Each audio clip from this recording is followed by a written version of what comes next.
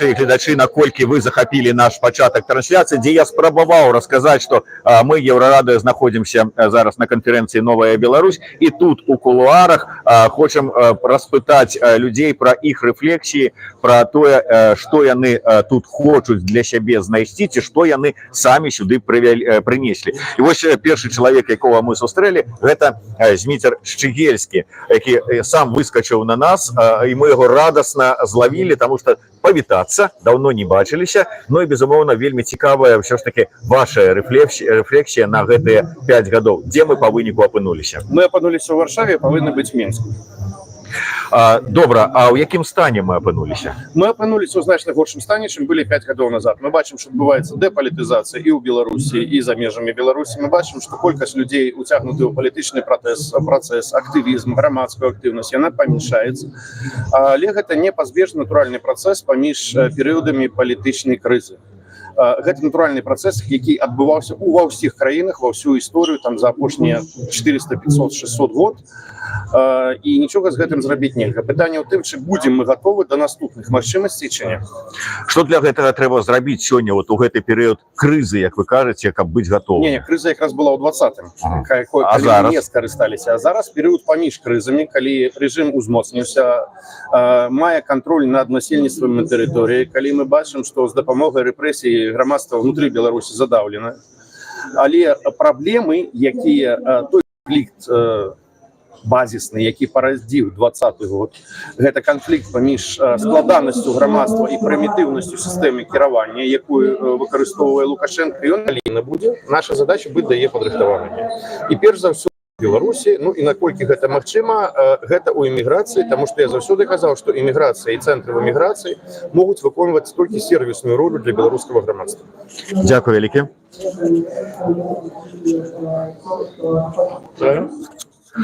Ну што ж, ідзем далей, паглядзім, хто ў нас яшчэ ёсць з цікавых спікераў. А вось, дарэчы, таксама цікавы спікер, госць з Украіны, Дмітрый Грамакоў. Дмітрый, што украінская дэлегацыя тут шукае ці хоча знайсці? Чым цікава вам гэтая канферэнцыя?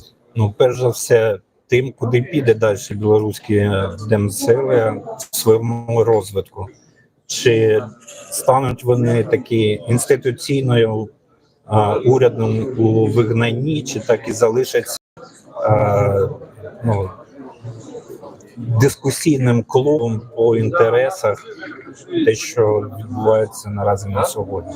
І коли, до речі, почнуться політичні рішення стосовно статусу Білорусі і в конфлікті, і в світовому порядку.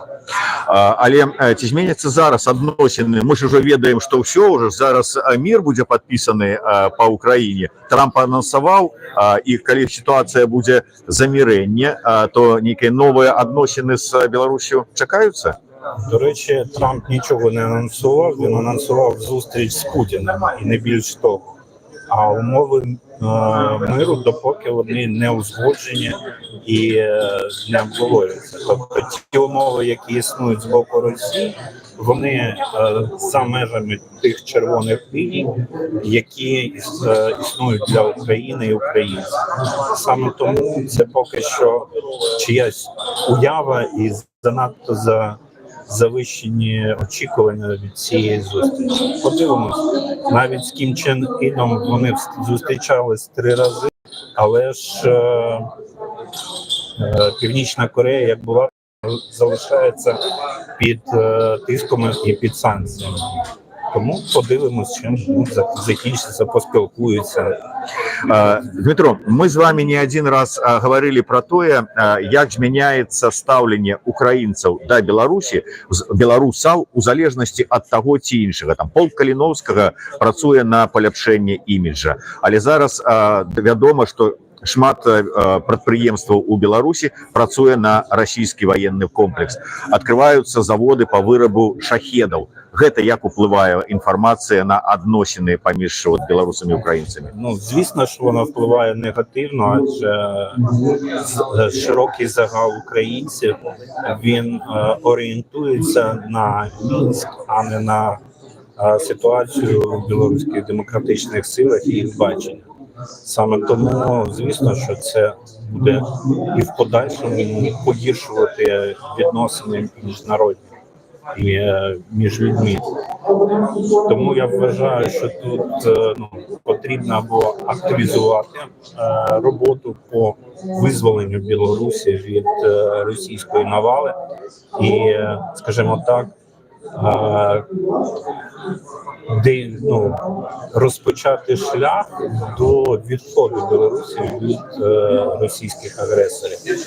І це повинно стати новою метою білоруських демократичних сил, адже вже зрозуміло, що Лукашенко тримається на багнетах Росії. І питання для білорусів – це вже не питання наявності Лукашенка, а питання наявності і впливу Росії на ситуацію в Білорусі. Але ж допоки що Росія застається такою сірою зоною для білоруських демократичних сил, вона не заявлена як країна-агресор з точки зору ситуації в Білорусі. Тобто політичного рішення визначення статусу Білорусі на сьогодні і статусу Росії в Білорусі його не існує. Якби Координаційна рада прийняла якусь постанову, яка б визначала цей статус, це, скажімо так, поліпшувало б і відносини. Адже ця криза, вона надовго, і тут потрібно вже працювати на довгострокових проєктах і на довгостроковому позиціонуванні. Дякую вялікі, дякую вялікі. Гэта быў госць з Украіны, сацыолог, палітолог Дмітро Грамаков.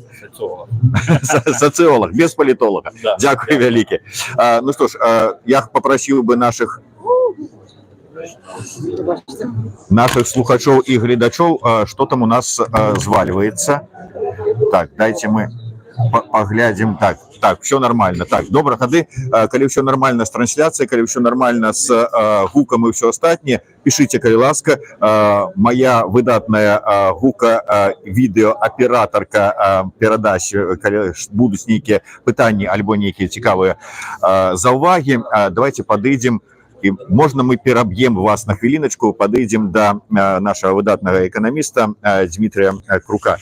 Дмітрий, вы зараз падчас першай панелі, дзе выступалі, звярнулі увагу на неабходнасць, вы эканаміст, на неабходнасць разрыва і выхада з-пад уплыву расійскага. Гэта сапраўды так балюча, так актуальна і так надзённа? Так, на жаль, так. Ну, я ось коли у економічному речі виключно буду заставатися, ми можемо зараз знайти протиму індикатору, які кажуть на те, що менавіта якісно змінилася ситуація після 2021 року. Ну, ось літерально кілька прикладів основних. Коли раніше логістично-транспортна Росія хоча залежала від Білорусі, сьогодні ця ситуація абсолютно наоборот. Внешній гандль, цілком російський ринок – це основний для Білорусі. Позики, нафта, вся энергетика, это все залежность от России. Все технологичные, софтовые речи, зараз все это ориентация на Россию. И до чего это вынику переводится, коли уже трошки переходится в політичну площиню, что коли навіть складеться ситуація, що ось Білорусь як у 2020 році буде стояти на розстанях, ось тут можливість ніякого продемократичного шляху. А в чим буде думати номенклатура? Яны хутчэй за все прибегуть на перегонки, отримувати підтримку Росії. Яны будуць глядзець на ось гэта як галоўны чыннік, які дае ім нейкі падмурак для сваёй палітычнай пазіцыі. Таму калі ў 2020 годзе шмат выказваліся на раскол элітаў і спадзяваліся на людзей з прабеларускай з пазіцыі, якія будуць верыць у Беларусі як незалежную дзяржаву, зараз магу дапусціць, што такія людзі таксама ёсць, але яны будуць разумець, што чарга з тых, хто пайдуць спрабаваць атрымаць ярлык на княжанне двухосці ў Расіі, яна вялікая і самі хутчэй за все будут вести себе таким чином. Тому я кажу, что так якостная ситуация вельмі змінилась у параўнанні з 2020 годзе, і мы повинны себе широ и твердо отказывать на то, што вось гэтая залежнасць, якая я называю тотальная залежнасць ад Расіі, гэта вельмі істотны фактор для змены сітуацыі ў Беларусі. Зміцер, да, як эканаміст, скажыце ўсё ж такі, адныя спрачаюцца, што трэба санкцыі здымаць, нават не кажучы, не маючы на мэты вызвалення палітвязняў, а просто хаця б дзеля таго, каб аблегчыць жыццё беларусам унутры Беларусі. Іншыя кажуць, што каб нечага дасягнуць, як і вызвалення, так і паляпшэння жыцця, то неабходна, наадварот, ціск санкцыйны узмацняць. Што вы скажаце? Адразу скажу, што вам не вельмі спадабаецца мой адказ. Санкцыі гэта такая штука, дзе вельмі адназначна добра ці кепска сказаць вельмі цяжка. Гэта насамрэч складаная тэма. Ну, я зараз сфармулюю свой адказ, і да яе трэба падходзіць як да складанай тэмы. То бок тут шмат адценняў шэрага, тут няма вось такого безумоўнага так ці не. І ў якасці такого стратэгічнага адказу, гэта я яшчэ сфармуляваў, здаецца, там 2 гады таму, калі быў у каардынацыйнай радзе, сыходзячы вось пункта номер 1, які тычыцца Расіі, і што трэба пазбягаць і зніжаць гэты ступень залежнасці ад Расіі, я сфармуляваў такую максімум, што найлепшыя санкцыі ў дачыненні да Беларусі ў цяперашніх варунках гэта санкцыі ў дачыненні да Расіі. Я як першы пачатковы крок глядзеў праз гэтую прызму. А далей уже па кроках можна глядзець у кожным канкрэтным выпадку, і зноў жа такі зважаючы на сітуацыю, што санкцыі ў пераважнай большасці яны вводзяцца еўрапейскімі краінамі якраз прызму бяспекі, і абсалютна не факт, што дэмакратычныя сілы могуць на іх впливаць. Таму, резумуючы, тэма вельмі складаная, і калі мы хочам проста пачуць адказ так ці не, вы за санкцыі или супраць, то гэта спрошчванне пытання, гэта для палітычнай прамовы так і павінна быць, не патрэбна складанасці, але калі мы аналітычна да гэта падходзім, вось трэба гэта разбіваць на вельмі дробны шрыфт і на шмат умоваў, шмат так і калі. Дзякуй вялікі. Зміцер Крук быў зараз у нас, закончылася другая панель. Пакуль мы выглядаем, каго з гасцей яшчэ вам выцягнуць на наш стрым, я хацеў бы адзначыць, што тут зараз у зале, паводле інфармацыі арганізатараў, знаходіцца больш за 400 гасцей. Беларусы прыехалі з 16 краінаў света, з розных гарадоў. 15 краін прадстаўляюць дыпламаты і іншыя прадстаўнікі іншых краінаў. Добрый дзень. Так, ну што ж, мы давайте паспрабуем, каго мы тут паспрабуем. Ну давайте пойдзем у зал і паглядзім там, што у нас ёсць, хто у нас ёсць, вызваліўся, каго мы маглі бы далучыць да нашага стрыма. Так, зараз разважаюць Светлана Тихановская.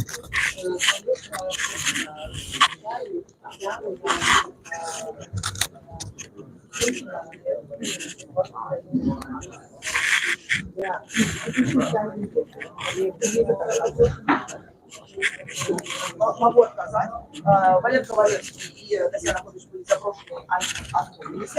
А что касается Путина, он на минулой пресс-конференции порушил правила безопасности, и тому он не был допущен к тому, когда не находился с Дамаском.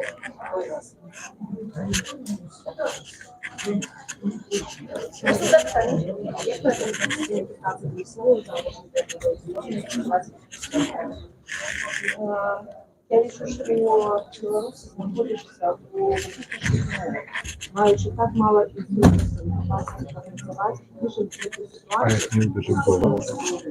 Вельми выступово показали себе международные, то, что у нас абсолютно есть от России, Беларуси и режима, то, что мы смогли заховать отношения с украинцами после оккупации. То, что мы не смогли создавать помогу для нашего информации, для то, что мы смогли организовать отношения с европейскими франциями, это великий факт. То, что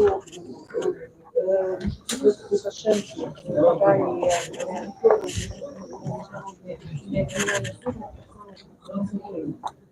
конечно, зайти на сайт справді 20-м кризі, когда новые свободы выборы, как лишь ситуацию изменили. Это короткая такая блиц интервью Светланы Тихановской. Яе записываюць наши коллеги, и тому не будем рабіць перакроснае, так как бы мовіць, такое записи. Вось, дарэчы, сустрэлі Антона Пеньковскага. Прывітанне, спадар Антон.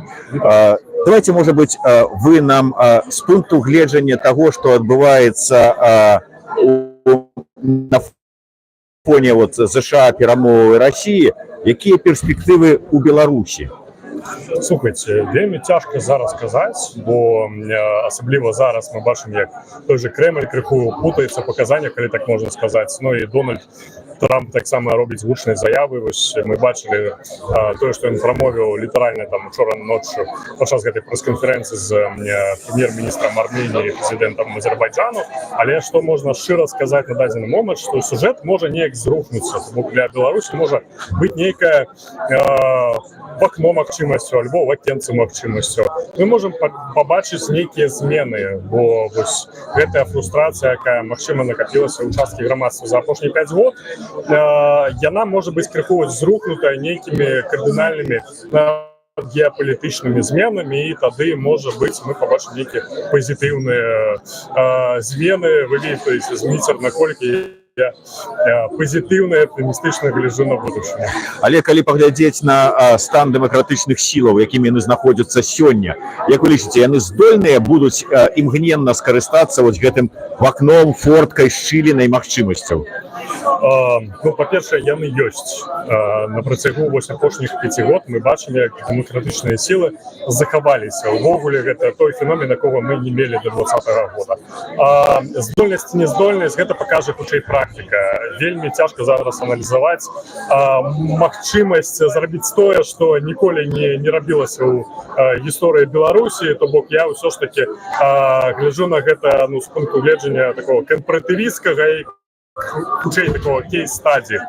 Калі мы бачылі нейкія падобныя рэчы альбо падобныя змены, можна было б нейка экстрапаляваць на будучыню, ці вось здольныя гэтыя, у тым ліку вось гэта ядро, якое сабралося сёння на гэту канферэнцыю, неяк зрухнуць сюжэт са свайго боку. Пакуль вельмі цяжка казаць, калі шчыра.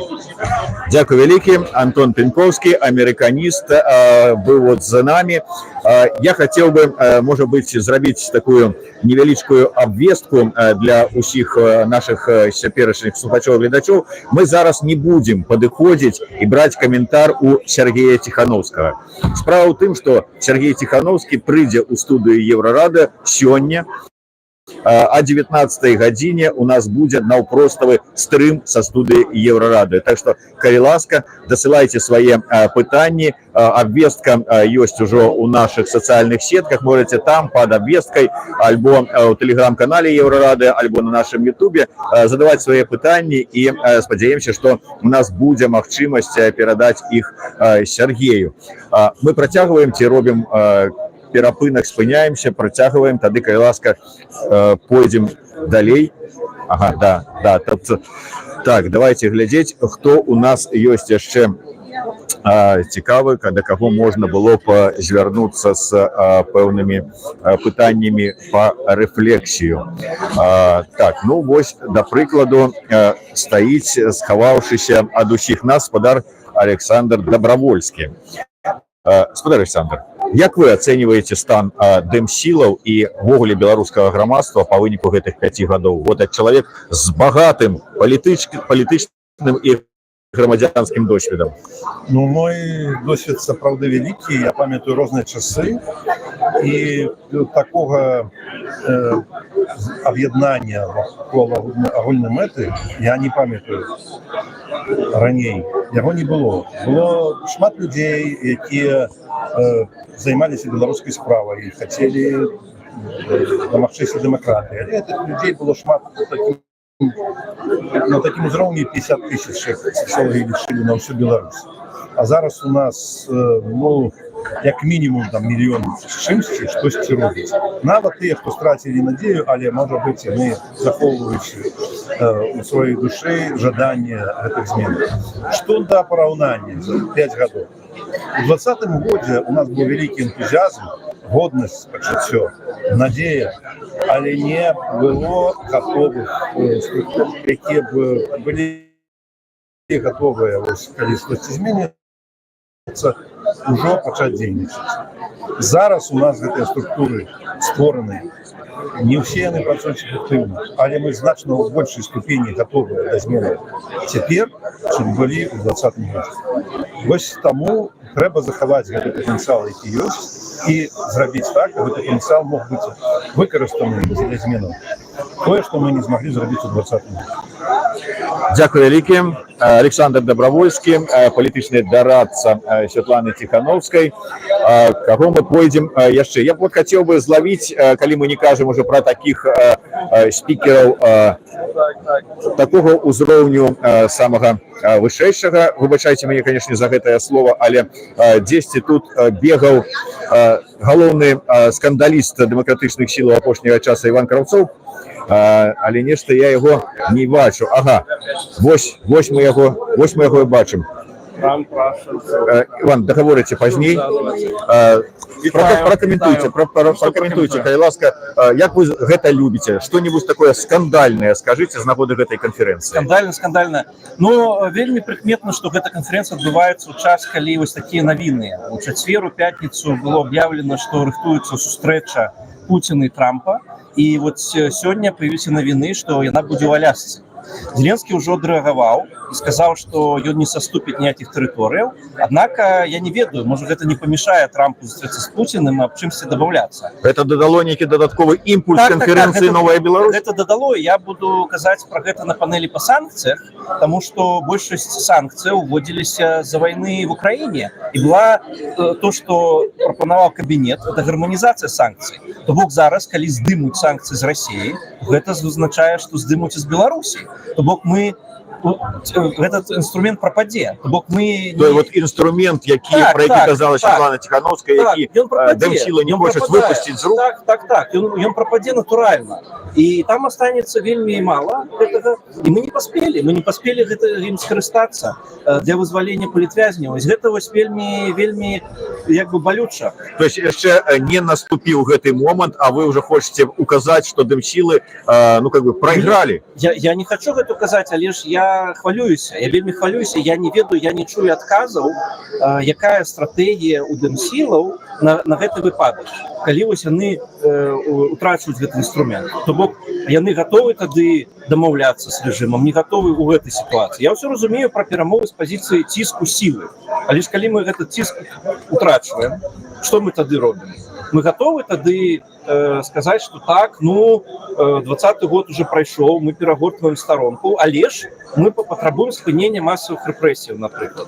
І мы просім Запад, каб яны гэта таксама патрабавалі. Ці мы будзем так чакаць зноўку чакаць і адмаўляцца да дыялог з Лукашэнкам. Як сёння Павел Латушка гаварыў, што мы адмаўляемся, мы не верым, што ён будзе. Вось гэта пытанне.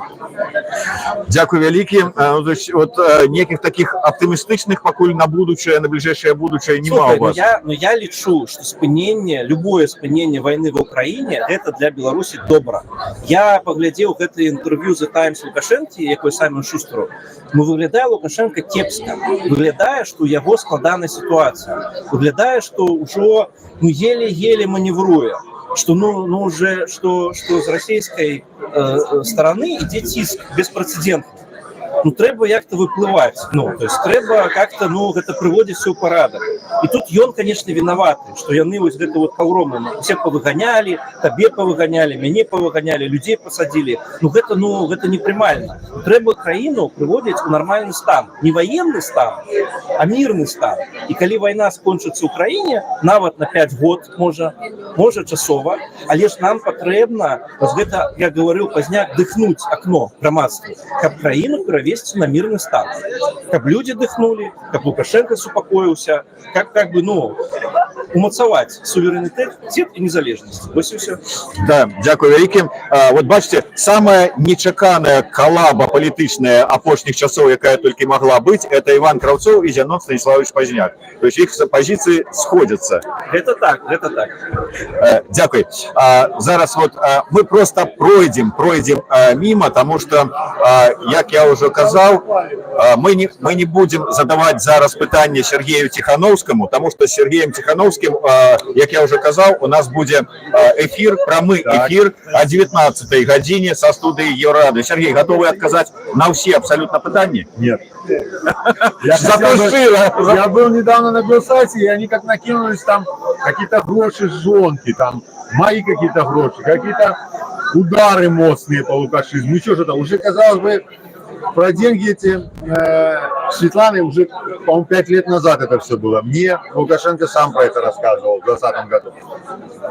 Ну как можно спустя 5 лет опять эти темы поднимать, как какие-то новые? Я вообще не вижу ничего в этом нового. Только то, что видео, как давали этот конверт, да никто же не отрицает, что конверт давали. То есть, ну, я не могу понять, в чем здесь сенсация. Так и все остальное. Спрашивают, а на удар, вот когда будет удар? Ну я же тоже уже миллион раз говорил. Но если для удара надо средства, их нет. Ну когда будет удар? Ну не будет никакого удара пока, потому что нет средств. А то, что люди донатили вот эту 1000, они же не на удар ее донатили. Там же понятно, окажите помощь. Человек вышел на свободу. Мне надо и одежда, и то, и то, и то, и то. И люди вот донатили за эту 1000. Они, никто не писал, что на удар это, да? Говорит, вот тебе дали на удар, что ты купил за них. Вот часы, вот вам скажу, часы, наушники, телефон. Да, вот телефон тоже, iPhone. Пришел предприниматель в самом начале, первый день, белорусский, первый или второй день, как я на Сауде оказался, сам меня нашел. Пришел, говорит, Сергей, я хочу тебе помочь, купи себе там технику на одежду. И дал мне конвертик тоже. Дал, ничего от меня не просил. Оказалось, сказал, я тобой горжусь, я рад, что ты сделал, я ценю, что ты сделал, и давай делай дальше, да. И я сказал, окей, спасибо. Без всяких обязательств. Это нормально, друзья. И так и должно быть. Но вы начинаете какие-то часы какие-то. Причем цены пишете совершенно в 2 раза больше, чем они стоят, я вам честно скажу. Причем в Литве все дорого. А если в Польше, я уверен, еще дешевле можно купить это все. Но мы не будем переказывать усё, потому что мы сегодня еще сустрэнемся с Сергеем и проговорим шмат рознага цікавого. Чтобы вот эти вот грязи туда опять не поднимать. Есть более серьезные темы, вот про конференцию, про планы можно поговорить, как я это воспринял, да. Что я интересного увидел. Я же, смотрите, если вы обратили внимание, я сегодня не выступаю, я сегодня слушаю. Мне аудитория говорила, ты давай послушай, ты разберись. И вот я пытаюсь сейчас разобраться этой конференции. И у меня уже пока слушал какие-то вопросы. Так а где этот план гребаный? 5 лет вы планируете. Ладно, я в тюрьме сидел там, не знал информацию, но вы-то знали здесь. И вот интересно, какой же у вас план? И парень нормальный вопрос задает, да, так а, блин, а что же нам делать, да? Непонятно, к инициативам там присоединяться. Это здорово. Но конкретно вот каждый спикер взял и сказал, какой конкретно план, чтобы мы побыстрее вернулись. Вот об этом я бы хотел поговорить. Вот про это и поговорим, безумовно. Так что яшчэ раз о 19-й године на Еврораде анонс уже стоит. Дякую, Сергей, до встречи.